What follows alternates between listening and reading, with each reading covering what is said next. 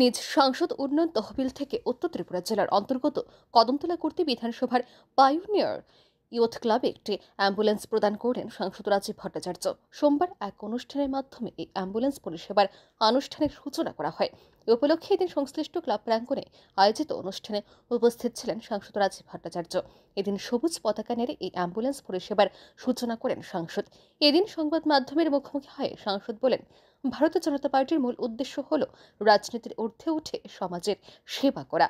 বলে দিয়েছেন যে আমার এমপিএলএ ফান্ড থেকে এখানে একটা অ্যাম্বুলেন্স পরিষেবা এখানে চালু হয়েছে। তো এটা সবার সামনে উৎসর্গ করার জন্যই আজকে ওনারা ডেকেছিলেন, তাই এখানে এসেছিলাম। তো নিজেকে খুব গর্ববোধ মনে হচ্ছে যে সমাজের কাজে লাগা।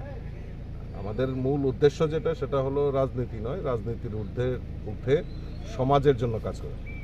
তার পাশাপাশি আমাদের ভারতীয় জনতা পার্টির যুব মোর্চার এটা অনুষ্ঠান হাতে নিয়েছে, প্রোগ্রাম হাতে নিয়েছে। সেটা হলো মাধ্যমিক উচ্চ মাধ্যমিক পরীক্ষা। ইতিমধ্যে আপনারা জানেন ত্রিপুরা মধ্যশিক্ষা পর্ষদের ফল প্রকাশিত হয়েছে।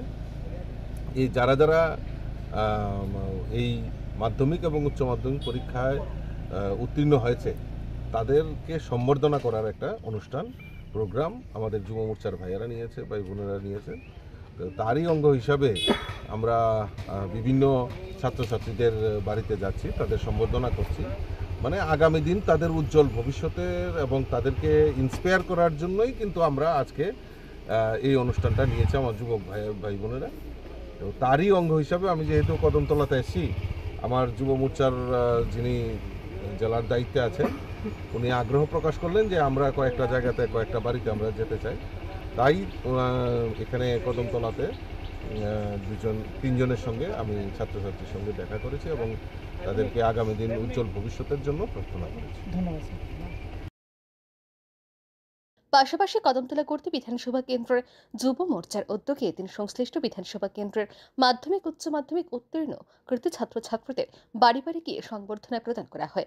ছাত্রছাত্রীদের শুভেচ্ছা জানাতে এবং তাদের উজ্জ্বল ভবিষ্যৎ কামনায় এদিন যুব মোর্চার এই কর্মসূচিতে অংশগ্রহণ করেন সাংসদ রাজীব ভট্টাচার্য। ব্যুরো রিপোর্ট, আর নিউজ।